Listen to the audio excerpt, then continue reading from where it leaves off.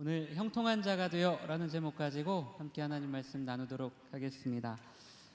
제가 작년에도 한번 이 영화 이야기 한번 인용한 적이 있는데요. 1995년도에 미국에서 개봉한 이 쇼생크 탈출은 당시 엄청난 이 센세이션을 일으키면서 전 세계 많은 사람들에게 잔잔한 감동을 주었던 그런 영화입니다. 이 소위 잘 나갔던 이 은행 부지점장이었던 주인공 앤디는 이 자신의 아내와 내연남을 살해했다는 이 억울한 누명을 쓴 채 이 종신형을 선고받고 이 쇼생크 감옥에 수감됩니다. 이 쇼생크 감옥은 재수자들을 잔인하게 억압하는 아주 악명 높은 그런 교도소였어요. 억울한 마음을 가눌 길이 없었던 앤디가 처음에는 이 교도소 적응에 굉장히 애를 먹습니다. 동료 재수자들에게 폭행을 당하기 일쑤였고요. 심지어 이 성폭력까지 당하게 됩니다.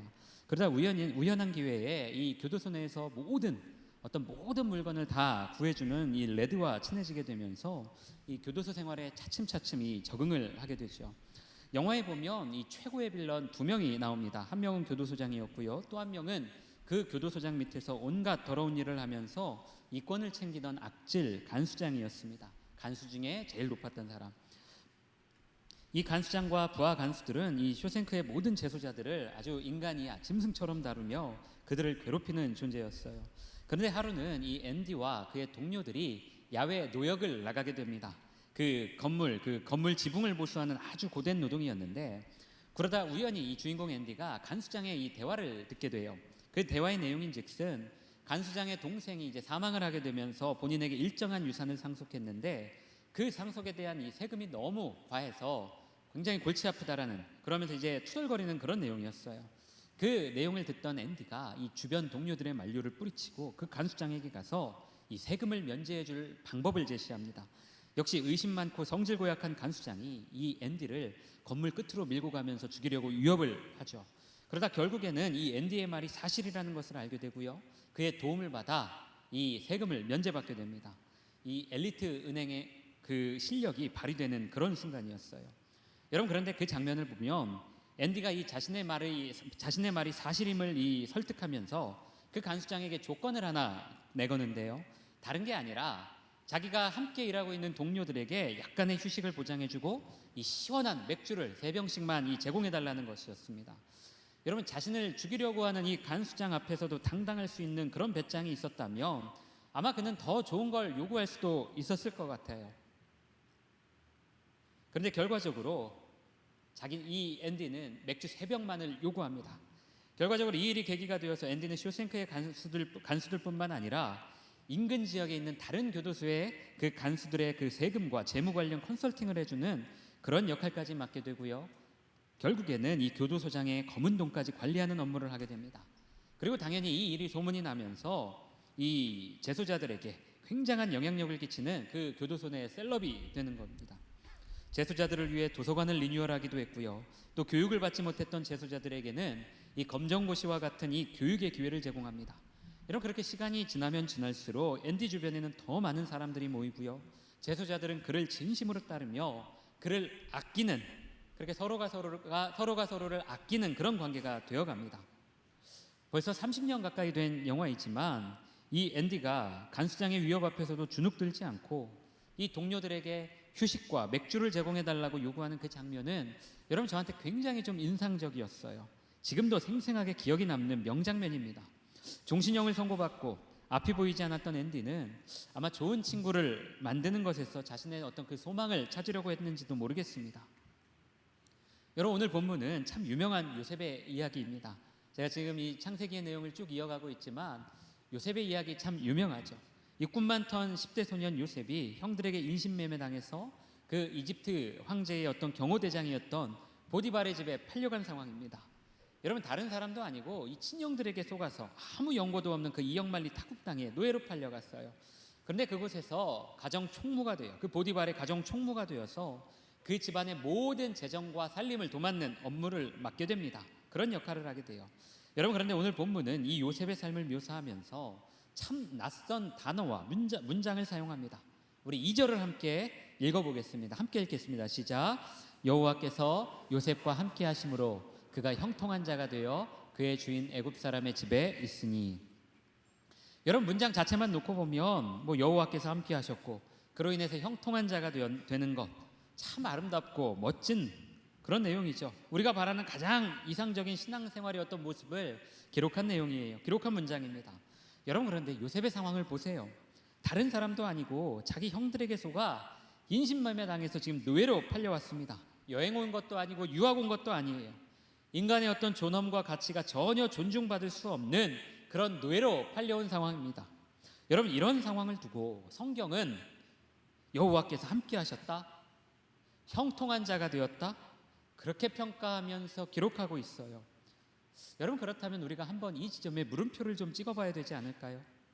우리가 생각하는 그 여호와께서 함께 하심으로 인해 생겨나는 그 형통과 성경이 말하는 그 형통의 개념이 조금 다르기 때문에 우리가 한번 물음표를 좀 찍어봐야 되지 않을까요? 여러분, 메시지 서두에 인용했던 그 영화 쇼생크 탈출의 스토리 전개를 보면 여러분, 주인공 앤디의 그 교도소 탈출 내용보다는 그 19년간 앤디가 교도소에서 어떻게 생활했는지 그 교도소 수감 내용이 굉장히 디테일하게 설명되어지고 있어요. 그렇게 묘사되어지고 있어요. 실제로 영화에서도 여러분, 그가 교도소를 탈출하는 내용은 굉장히 짧습니다. 여러분, 그러나 앤디의 그 수감 과정을 제대로 본 사람은 그가 왜 쇼생크를 탈출해야 했는지, 그리고 그 탈출의 과정이 절대 본인 혼자의 힘으로 된 것이 아니라는 것과 더불어 그 탈출이 얼마나 대단한 일이었는지를 공감하게 되는 겁니다. 같은 맥락에서 보면 여러분, 많은 기독교인들이 이 요셉의 성공 스토리에 열광하죠. 그래서 자기 자녀의 인생도 요셉처럼 되게 해달라는 아주 위험한 기도를 합니다. 기도하면서 우리 자녀가 다윗처럼 요셉처럼 하나님의 사람이 되게 해달라고 굉장히 이 위험한 기도를 해요. 여러분, 그럴 일은 없겠지만 저는 우리 애가 무슨 대통령이 된다는 보장이 있다 한들 애가 인신매매 당해서 막 타국으로 다른 나라로 팔려갔다가 10수년 만에 저랑 다시 만나고, 저는 그런 일 겪고 싶지 않아요. 그래서 단 한 번도 우리 애가 요셉처럼 살게 해달라고, 요셉과 같은 사람 되게 해달라고 기도해 본 적도 없고요. 지금도 그런 기도 절대 안 합니다. 그냥 자기 목 하면서 남에게 피해 주지 않고 그냥 성실하게 평범하게 살았으면 좋겠어요. 그게 제 솔직한 바람입니다. 여러분, 우리가 오늘 요셉의 삶을 보면서 주목해야 될 내용은, 주목해야 될 것은 총리가 되는 본문이 아니라 바로 오늘과 같은 본문이에요. 여러분, 한번 제가 질문해 볼게요. 여러분, 이렇게 살 수 있겠습니까? 여러분, 이렇게 살 수 있겠어요? 인신매매당해서 팔려갔는데 그 안에서도 그렇게 성실하게 살아갈 수 있겠어요? 여러분, 저는 자신이 없습니다. 조금만 내 뜻대로 안 되면, 조금만 내 뜻대로 안 되고 상황이 안 풀리면 당장 하나님한테 기도하면서 하나님이 책임지라고, 하나님이 이 상황 책임지라고 그렇게 따졌던 저인데, 여러분, 저는 이렇게 요셉처럼 하나님의 동행을 자기 삶으로 풀어낼 자신이 없어요.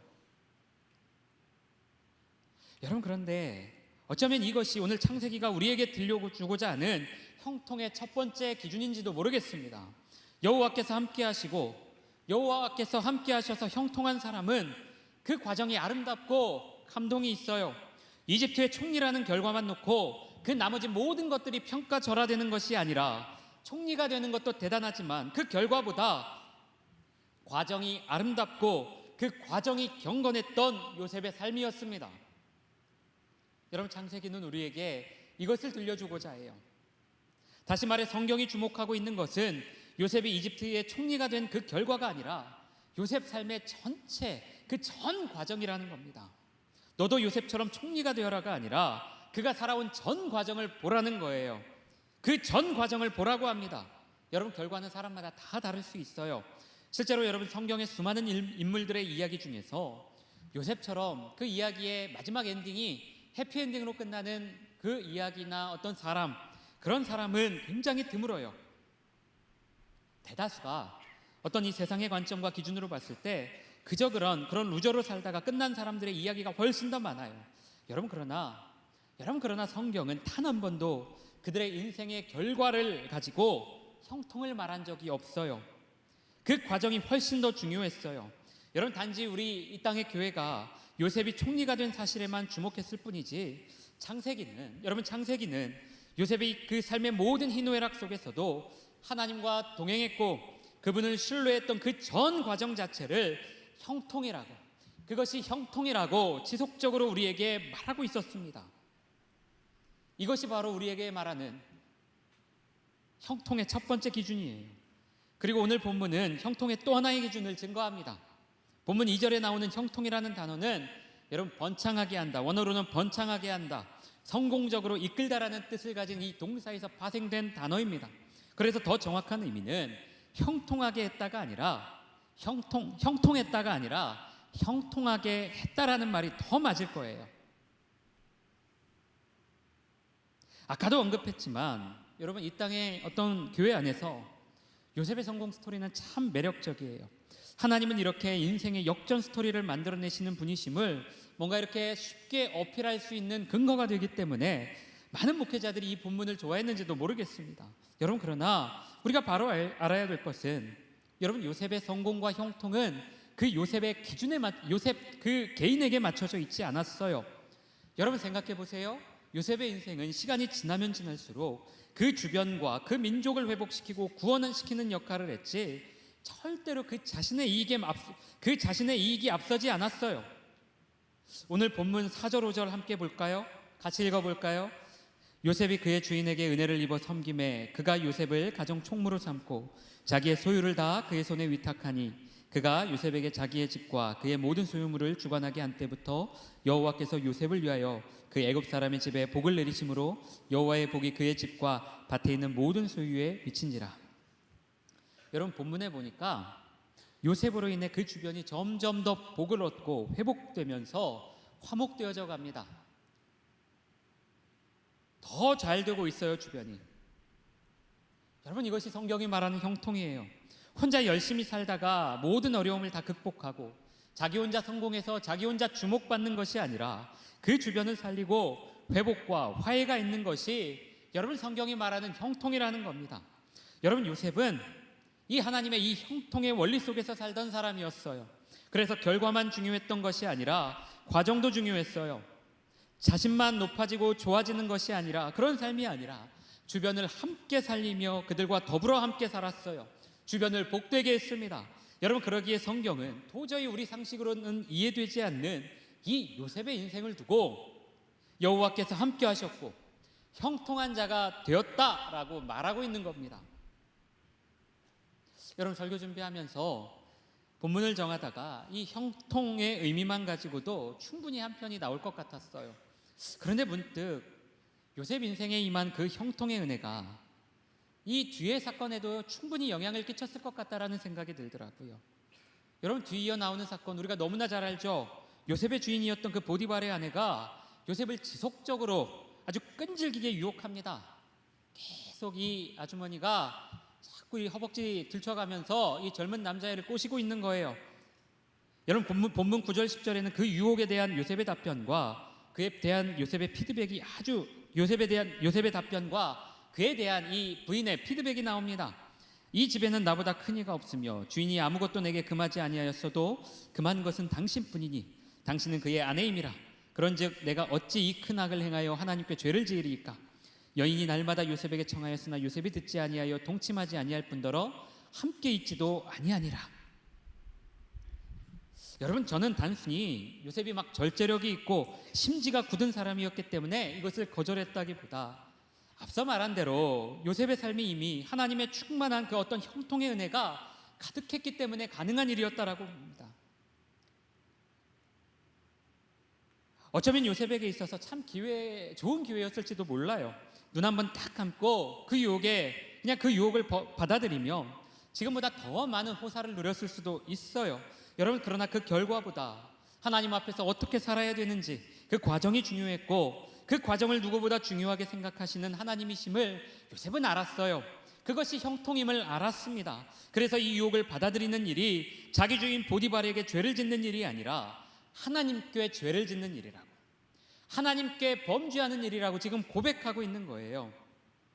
결과적으로 요셉은 이 부인의 모함 때문에 또 감옥에 가요.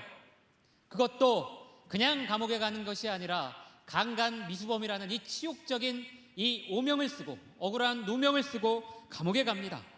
그런데 생각해보면 저는 지금 요셉이 죽지 않고 감옥에 간 것만으로도 대단하다라고 봐요. 기적이라고 봅니다.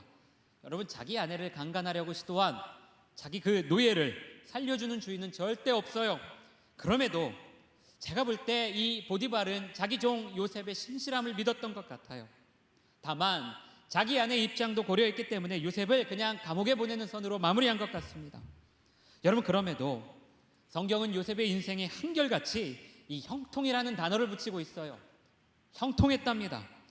오늘 우리가 읽지는 않았지만 본문 뒤에 나오는 이 39장 22절과 23절에 보면 이렇게 나와요. 간수장이 옥중 죄수를 다 요셉의 손에 맡김으로 그 재반 사물을 요셉이 처리하고 간수장은 그의 손에 맡긴 것을 무엇이든지 살펴보지 아니하였으니 이는 여호와께서 함께 하심이라. 여호와께서 그를 범사에 형통하게 하셨더라. 여러분, 앞선 그 상황과 장소만 달라졌을 뿐이지 요셉의 삶은 변화가 없었어요. 여전히 형통합니다. 여전히 주변 사람들을 살리고 있고요, 인정받고 있고요, 또 회복시키고 있습니다. 과정이 아름답고 감동이 있어요. 단지 우리가 기대한, 우리가 예상한 결과대로 흘러가지 않을 뿐이지 그는 감옥 밖에 있을 때나 감옥 안에 있을 때나 그 삶이 한결같아요. 여전히 과정에 충실하고 있고요, 그 과정 속에서 하나님의 신실함을 신뢰하며 여호와와 함께하는 그 삶을 살고 있습니다. 여러분, 저는 오늘 이 본문을 어떤 요셉의 그 성윤리에만 초점을 맞추고 싶지 않았어요. 물론 요셉이 이렇게 어떤 성적인 면에서 의로웠던 모습은 너무 대단해요. 우리가 보고 배워야 됩니다. 우리가 늘 마음에 새겨야 돼요. 다만 여러분, 이 모든 것이 하나님의 그 형통의 원리를 이해하며 그 하나님의 영향권 아래에서 살았기 때문에 가능한 것이지 단순히 그냥 참았고 금욕하고 절제했기 때문에 가능했던 일은 아니에요. 여러분, 금욕은 타종교에서도 얼마든지 할 수 있어요. 여러분, 그러나 요셉은 하나님이 함께 하시는 삶, 형통하게 하시는 삶이 무엇인지 그 원리를 알았고요, 그 형통의 원리에 지배받는 인생을 살았어요. 여러분, 그래서 그의 인생을 보면 성적인 면을 포함한 그 모든 삶의 곳곳에 하나님과의 그 동행한 흔적이 아주 깊이 묻어나고 있습니다. 하나님을 의식하면서 살고 있는 거예요. 그것이 오늘 창세기가 요셉의 삶을 통해 우리에게 도전하고자 하는 궁극적인 메시지예요. 여러분, 가끔 이 타종교에 비해서 저는 그런 엉뚱한 생각을 좀 할 때가 있어요. 우리 기독교가 타종교에 비해서 좀 피곤하게 한다, 사람 참 피곤하게 한다는 생각 참 많이 합니다. 기독교인으로 사는 게 참 피곤할 수도 있겠다라는 생각을 좀 해본 적이 있어요.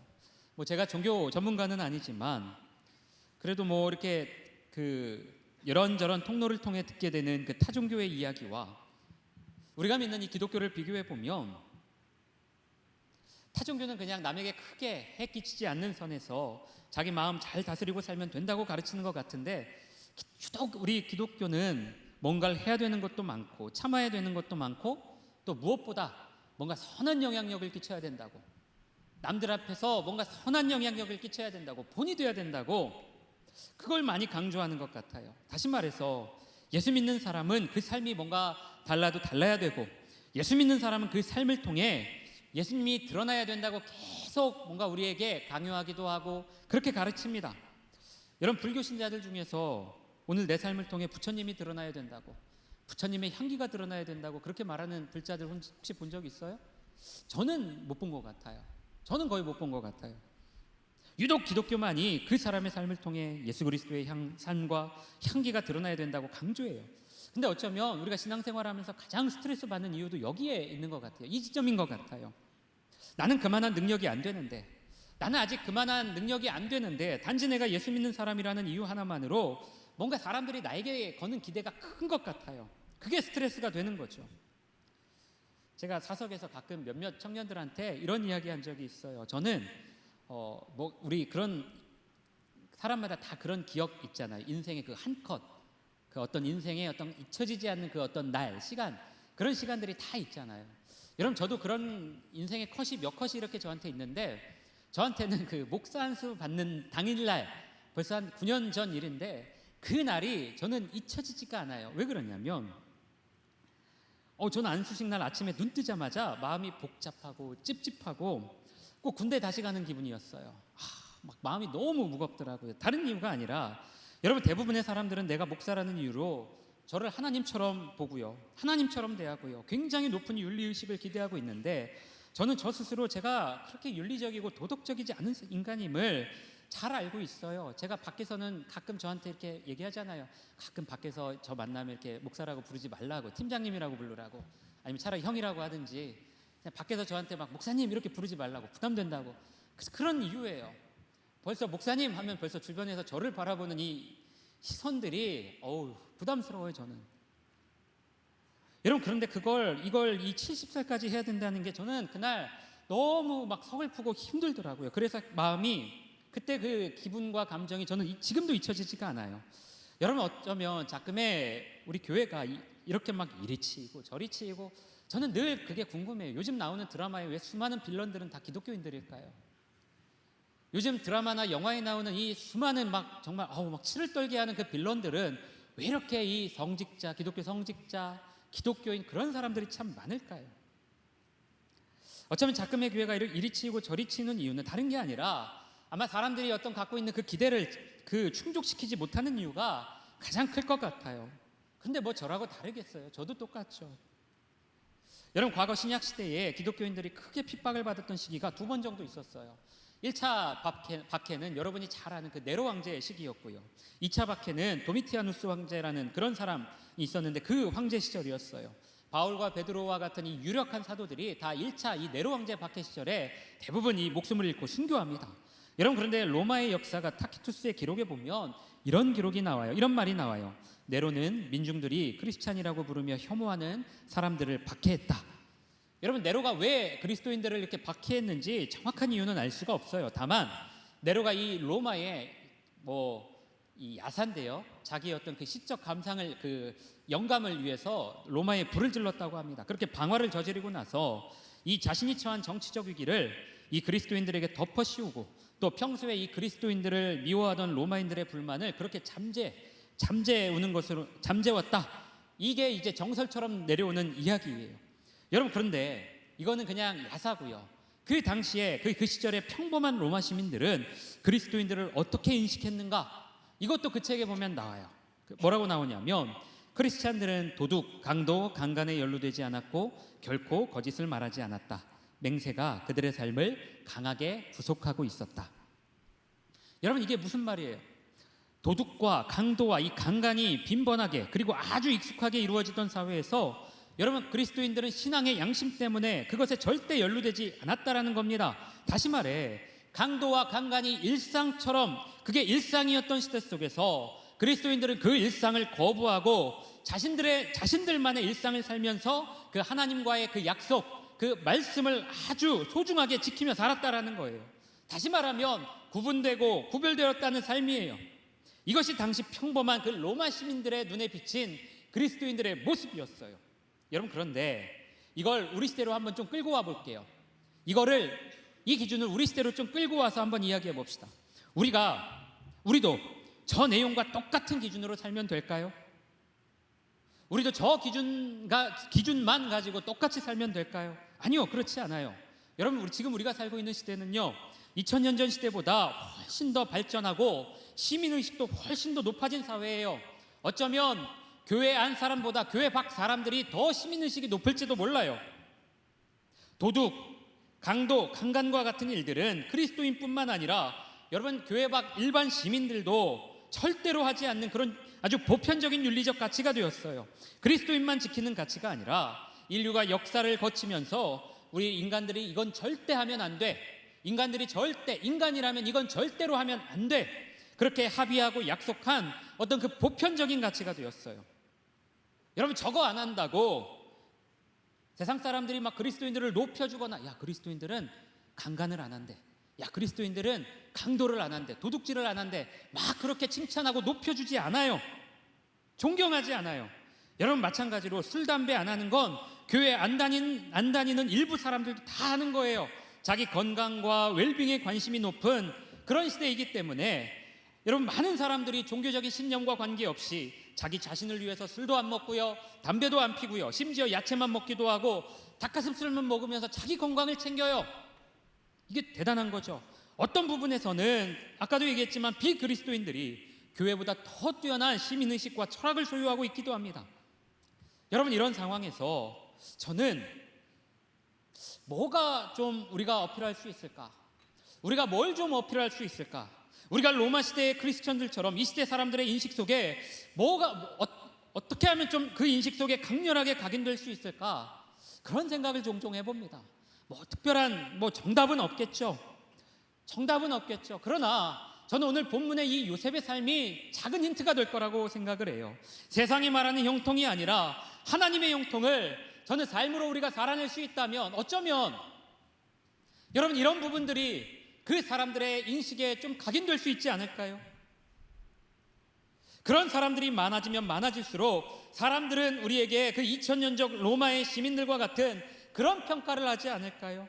여러분 돈에 미쳐서 사람도 죽이고 가족도 죽이고 주가를 조작해서 다른 사람들의 인생을 파멸시키면서까지 자기 배를 막 채우려고 그런 혈안이 되어 있는 세상에서 조금만 덜 쓰고 함께 쓰고 나눠 쓰고 그런 삶을 좀 실천하려고 고민하는 그런 공동체라면 사람들이 우리를 좀 그렇게 봐주지 않을까요?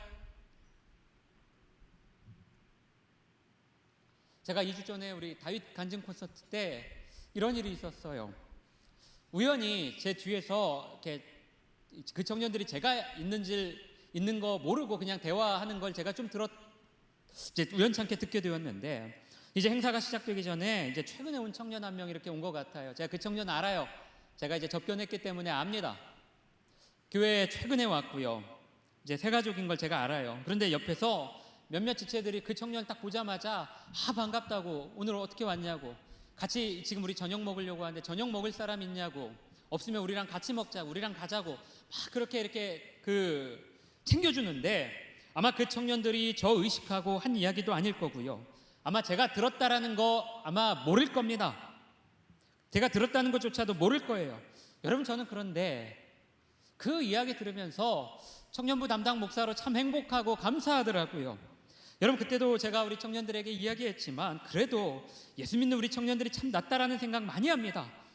조금만 부족하고 모자라다 싶으면 빠르게 왕따 시켜버리고 빠르게 도태시켜버리는 문화 속에서 그래도 자기가 좀 어렵더라도 함께 하려고 하고 마음 나눠주려고 하고 챙겨보려고 하고 따뜻하게 대하려고 하는 것이, 여러분 저는 하나님의 형통을 삶으로 살아가는 사람들의 모습이라고 생각해요. 여러분 그래서 저는 더 따뜻해지는 게 제 사역의 목표이고요. 평생 더 따뜻해져서 포근해져서 누구라도 저와 대화하고 싶고 누구라도 저를 만나고 싶다면 만날 수 있는 사역자가 되는 게 저의 사역의 철학이자 목회 방향이고요. 저는 그렇게 살고 싶은 게 저의 소망이에요. 사랑하는 청년들, 오늘 여러분들의 삶의 결과가 기대만큼 나오지 않았다고 해서 너무 실망하거나 그것 때문에 하나님이 영광 받지 않으실까? 내가 이것 때문에 하나님 영광 못 받지 않으실까? 저는 이런 생각 안 했으면 좋겠어요. 그런 생각 추호도 하지 마세요. 여러분이 돈이 많든 적든, 좋은 학교를 가든 못 가든, 취업에 성공을 했든 못하든 어떤 상관이든지 간에 여러분 그런 게 하나님의 영광과 아무 관련이 없어요. 하나님은 우리의 결과와 상관없이 스스로 이미 빛나고 아름다우신 분이세요. 영광스러운 분이십니다. 여러분 마찬가지로 하나님의 형통은 우리의 삶의 결과로 드러내는 것이 아니라, 우리의 삶의 결과로 드러나는 것이 아니라 우리의 삶의 과정으로 드러나는 거예요. 그 과정이 선하고 아름다우면 그것이 하나님의 형통이에요. 하나님의 형통이고 여호와께서 함께 하시는 삶이에요. 결과에 취해서 낭만을 잃어버리고 자존심과 명예를 잃는 것이 하나님 앞에서 더 수치스러운 인생입니다. 결과에 관계없이 오늘 여러분의 삶의 과정 가운데 여러분 스스로 보기에 부끄러움이 없고 따뜻함과 정직함을 잃지 않았다면 여러분 모두가 다 하나님의 형통을 삶으로 살아내고 있는 사람들이에요. 하나님이 함께 하시는 삶입니다. 여러분의 삶을 통해 누군가가 회복되고 더불어서 함께 성장하고 있다면 그 인생이 바로 하나님의 형통을 삶으로 증명해내고 있는 삶이라는 거예요. 사랑하는 청년들, 대부분의 우리 청년들이 이제 신앙생활 그래도 다 오래 했고, 여러분 제가 늘 얘기하잖아요. 20살만 넘어가도 각자 자기만의 신앙의 방식들이 있어요. 자기 철학이 있고 다 자기만의 방식으로 신앙생활을 합니다. 제가 그거 존중해요. 제 뜻대로 막 그거 좌지우지하지 않을 거예요. 여러분들이 바라보고 여러분들이 지금까지 겪어온 그 신앙의 양식 여러분 존중할 겁니다. 크게 비상식적인 것만 아니라면 저는 그것에 대해서 제가 옳다 그르다 같이 평가하고 싶지 않아요. 그렇게 다양한 사람들이 만나서 함께 공동체를 이루는 것도 저는 정말 의미 있고 귀한 거라고 생각해요. 다만 여러분, 우리가 서로가 바라보는 그 하나님의 이미지가 어떻든지 간에 여러분, 우리 여기에 모인 모든 청년들이 다 그 목표는 동일했으면 좋겠어요.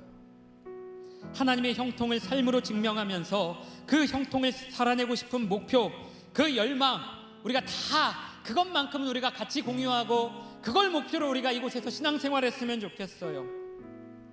모든 것을 결과로 말하려고 하고 때로는 결과가 정의가 되는 세상의 그 한복판에서 아니야, 결과 못지않게 과정도 중요하고 때로는 그 과정이 결과를 압도할 수 있다는 것을 저와 여러분이 좀 삶으로 살아내기 위해서 그렇게 서로 독려하면서 우리가 그렇게 이곳에서 신앙생활했으면 좋겠어요. 혼자만 잘 되는 것이 아니라 함께 잘 되고 더불어 살아야 된다는 것을 여러분, 이 땅에서 우리가 함께 좀 구현해내봤으면 좋겠습니다. 여러분, 그러기에 오늘 이 시간 그리고 이 한 주간 여러분 스스로에게 질문하면서 다시 정립하셔야 돼요. 여러분, 형통이 뭐예요? 여러분이 바라고 기도하는 그 형통이 뭐예요? 그걸 다시 정립하셔야 돼요. 계속 스스로에게 질문해보고 나는 무엇을 위해 사는지 생각하면서 오늘 내 인생의 과정은 어떻게 되어가고 있으며 지금 내 주변의 사람들은 어떻게 살고 있는지 여러분 돌아봐야 됩니다. 그리고 그것을 이곳에서 실천하고 훈련해야 돼요. 그것이 주님이 우리를 이곳으로 부르신 목적입니다. 사랑하는 청년들, 말씀 마무리합니다. 끊임없이 선을 긋고 구분하면서 그 속에서 성공과 어떤 특별함의 기쁨을 찾으려고 하는 시대 속에서 오늘 요셉이 우리에게 던지는 그 하나님의 형통과 형통한 자의 삶은 지금 시대와 전혀 다른 기준과 가치를 우리에게 제시하고 있어요. 우리에게 전달하고 있습니다. 결과로 모든 것을 말하는 삶이 아니라 과정에 충실한 우리 청년들 되기를 바랍니다. 요셉처럼 과정의 모든 진심을 담아서 하나님 앞에 진실되게 서는 우리 청년들 되기를 제가 진심으로 기도해요. 또 하나님의 형통이 나의 성공만을 의미하는 것이 아니라 그 주변을 살리고 회복시키는 것임을 꼭 기억하면서 함께 더불어 살고 그 주변 함께 더불어 살고 같이 사는 그 하늘의 원리를 회복하는 우리 모든 청년들 되기를 주님의 이름으로 축복합니다. 참 좋으신 아버지 하나님, 일방적인 그 형통의 기준을 우리에게 들이대는 하나님의 시대 가운데 하나님, 그것을 거부하며 살 수 있는 그 믿음과 용기가 우리 안에 없음을 주님 앞에 고백합니다. 하나님, 이 시간 간구하는 것은 그 형통의 기준에 저항할 수 있는 그 믿음과 용기를 허락하여 주옵소서.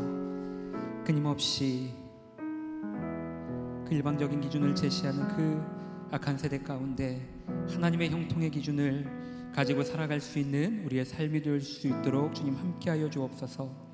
결과로 모든 것을 말하는 삶이 아니라 과정에 충실하고 그 과정에 우리의 진심을 담아 그렇게 하나님 앞에 우리의 삶을 올려드리는 사랑하는 우리 모든 청년들 되게 하여 주옵소서. 나의 성공과 내가 주목받는 것이 성공이 아니라 형통이 아니라 그 주변을 살리고 회복시키는 것이 하나님의 형통임을 기억하며 함께 살고 더불어 사는 우리 모든 청년들의 삶이 될 수 있도록 주님 그렇게 우리 청년들의 삶을 기억하시고 이들의 인생을 이끌어 주옵소서. 그렇게 행하실 하나님을 찬송합니다. 주님 사랑합니다. 지금은 우리 구주 예수 그리스도의 은혜와 아버지 하나님의 무한하신 사랑과 성령 하나님의 충만하신 은혜와 자비로우심이 오늘 하나님의 그 형통을 기억하며 그 하나님의 형통의 기준을 하나님 그 삶에서 실천하고자 하는 우리 사랑하는 청년들 머리 위에, 가정 위에, 그리고 그 학업과 그 삶과 그 일터 위에 그 모든 형통의 은혜가 지금으로부터 영원토록 함께 하시길 간절히 축원하옵나이다. 아멘.